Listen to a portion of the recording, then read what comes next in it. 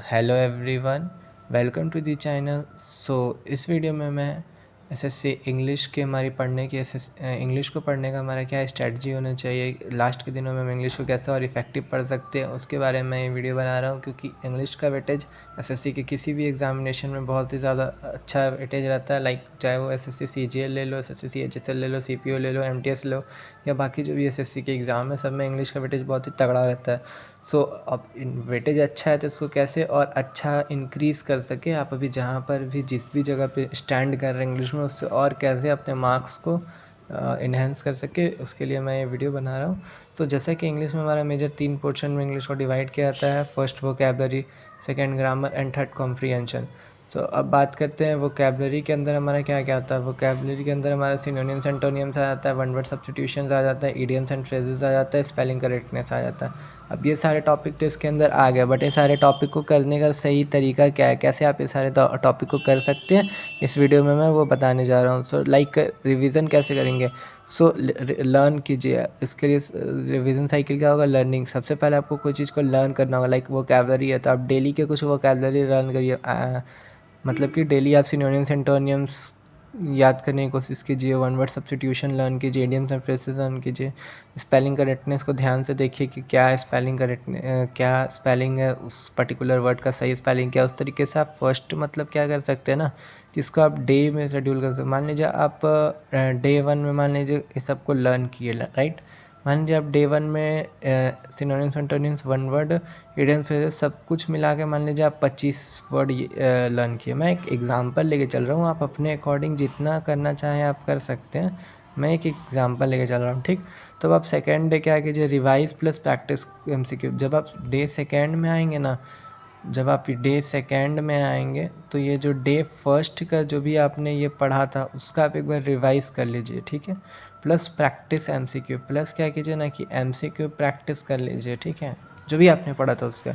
उसके बाद क्या है, retest retest plus apply in sentence. मान लीजिए फिर कुछ दिन पार हो गया, 2 दिन, 4 दिन, 5 दिन, 6 दिन पार हो गया, फिर आप अपना फिर से बैक होकर जाइए और देखिए कि आपने जो भी रिवीजन किया था वो आपको याद है या नहीं। उसका फिर से आप एक बार रिवीजन कीजिए, रीटेस्ट टाइप कर दीजिए, एंड उस पर्टिकुलर वर्ड को ना कोई भी सेंटेंस में अप्लाई करने की कोशिश कीजिए।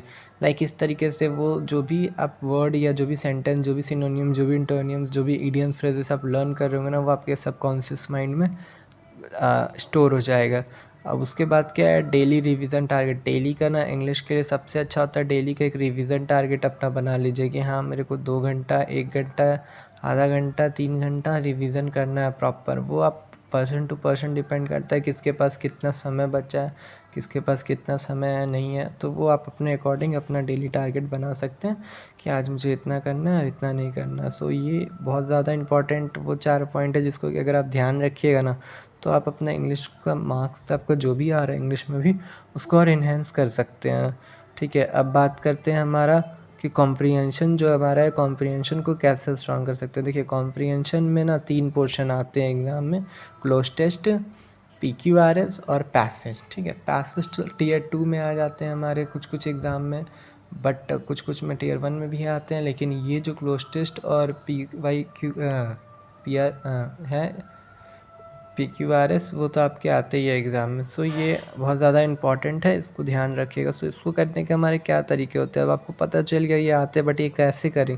कॉम्प्रिहेंशन को बेस्ट करने का सबसे अच्छा तरीका होता है ना, आपका रीडिंग स्किल बहुत ज़्यादा अच्छा होना चाहिए। आपको ना रीडिंग आना चाहिए, आपको रीडिंग समझ में आना चाहिए, आप रीडिंग स्पीडली रीडिंग कर सकें और समझ सकें। और तो इसके लिए क्या है ना कि आप रीडिंग को कैसे इन्हेंस करेंगे। लास्ट के दिनों में नॉवेल्स या करंट अफेयर्स में मैगज़ीन वैगज़ीन पढ़ने का कोई फ़ायदा नहीं है। आप क्या कीजिए ना, पैसेज बेस्ड एमसीक्यू का प्रैक्टिस कीजिए, और आपके जो भी पीवाईक्यू के बुक है ना, या पीवाईक्यू के आपको क्वेश्चंस मिल जाएंगे, उसमें जो भी रीडिंग कॉम्प्रिहेंशन टाइप के क्वेश्चंस आए आप वो सबका प्रैक्टिस कीजिए, वो सबको रीडिंग कीजिए।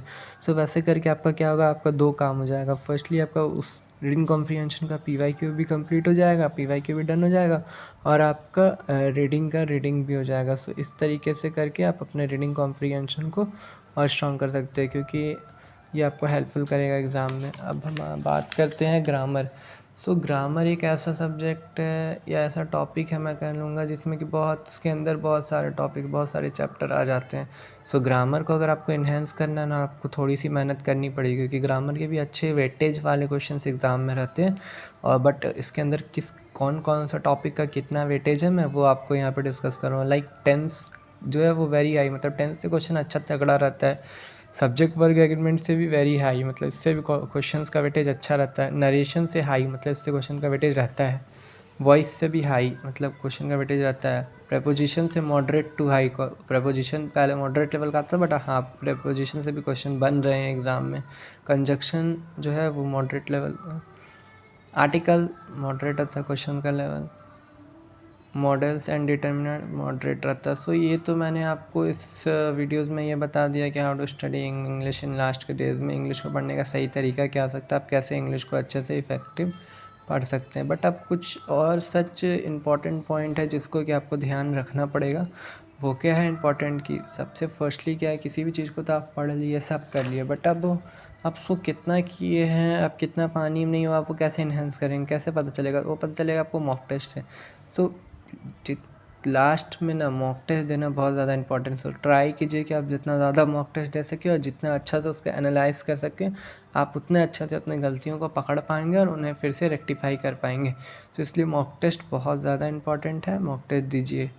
अब बात रहता है कि मॉक टेस्ट दीजिए, मॉक टेस्ट दीजिए, मॉक टेस्ट दीजिए, सब बोलता है। मॉक टेस्ट कैसे दे और उसका सही स्ट्रेटजी क्या होना चाहिए, मॉक टेस्ट देने का, मॉक टेस्ट देने का सही प्लान क्या होना चाहिए, अगर आपको ये, इस पर भी मैं एक वीडियो ऑलरेडी चैनल पे बना चुका हूँ। अगर आपने वो वीडियो नहीं देखा है तो मैं इस वीडियो के डिस्क्रिप्शन में वो how to attempt mock test है, मॉक टेस्ट को देने का सही तरीका क्या होता है, वो वाले वीडियो का लिंक मैं इसी वीडियो के डिस्क्रिप्शन में डाल दूँगा। सो आप लोग जाके वहाँ से भी देख सकते हैं।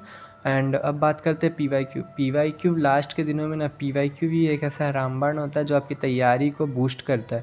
क्योंकि ठीक है, अभी क्या लगता है, हमारा जो है वेंडर है वो चेंज हो गया है, मैं सब मानता हूँ, बट फिर भी कॉन्सेप्ट तो नहीं ना चेंज करेगा। हाँ, क्वेश्चन पूछने का तरीका हो सकता है चेंज कर सकता है, बट अब जो कॉन्सेप्ट ऑलरेडी है, ग्रामर के जो भी, टेंस के जो भी रूल्स होते हैं, वॉइस के जो भी रूल्स होते हैं, सब्जेक्ट वर्ग एग्रीमेंट के जो भी रूल्स होते हैं, वो तो कोई वेंडर नहीं ना चेंज कर सकता है। सो इसलिए पी करना ही इम्पॉर्टेंट है। पी से आप ये तो आपको अनुमान मिल जाएगा ना कि हाँ, ये कॉन्सेप्ट को आप कैसे और रिवाइज़ कर सकते हैं। तो इसलिए पी पे प्रैक्टिस कीजिए, कम से कम लास्ट के 5 ईयर्स के पी अगर आप कर सकते हैं तो आप करिए, वो बहुत हेल्पफुल रहेगा।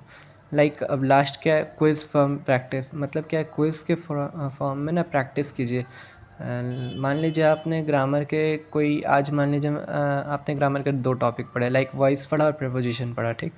अब वॉइस प्रीपोजिशन आपने पढ़ लिया, कॉन्सेप्ट पढ़ लिया, रूल्स समझ में आ गया, कॉन्सेप्ट समझ में आ गया, तो अब सिर्फ वहाँ पे छोड़ देंगे तो कोई फ़ायदा नहीं ना, आप भूल जाएंगे। सो आप ना उसका क्विज़ के फॉर्म में प्रैक्टिस कर लीजिए। पर्टिकुलरली 2 चैप्टर का आप क्विज़ लगाइए।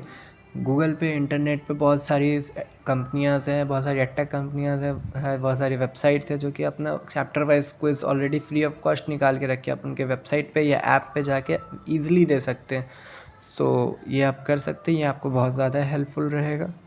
सो अब लास्ट है और सबसे ज़्यादा इंपॉर्टेंट है, revise all topic in daily. कोशिश कीजिए, अब लास्ट के कुछ ही दिन बच गए तो आपने नोट्स बनाया होगा, मैं ये उम्मीद रख के चल रहा हूँ, मैं अपने हर वीडियोज़ में ये बोल रहा हूँ कि आपने अपने नोट्स तो ज़रूर बनाए होंगे।